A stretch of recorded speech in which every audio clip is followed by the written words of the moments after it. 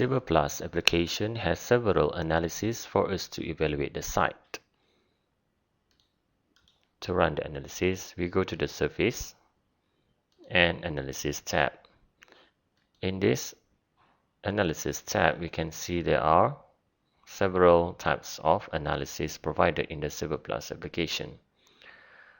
Let's run the slope analysis for this site.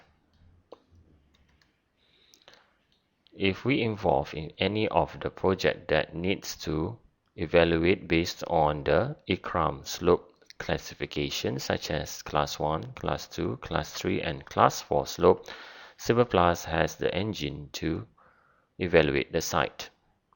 You can change the color scheme for each of the classes that you have defined.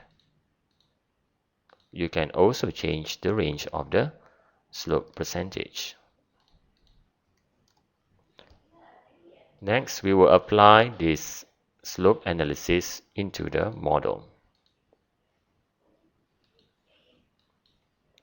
Civil Plus will automatically do the shading without the hassle to run AutoCAD command to shade all the area for Class 1, 2, 3, and 4 slope classifications. Next, we will also be able to do the legend for the ICRAM standard. Civil Plus will do the table automatically in the DWG drawing.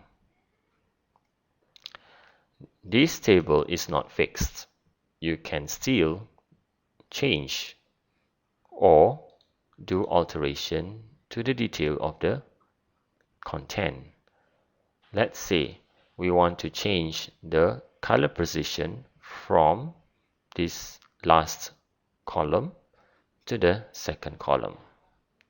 You can click the table and you can change the style of the data. The concept is like your Microsoft Excel concept, whereby you can drag and drop the column that you want to change. And once I drop the column to the desired location, I can click OK and the model will be updated. Some other analysis which is important in your project will be water catchment analysis or watersheds, which is also the same in the Civil Plus application. Let's run the watersheds analysis and apply the analysis into the 3D contour or model. Civil 3D will use the TIN engine to calculate the water catchment area. You can straight away apply the water catchment analysis into the same model. As you can see, some of the label is overlapped over here. You can hit the Control keyboard and click at the desired label to reposition them into a new location. And Civil Plus will automatically create the leader for that water catchment boundary.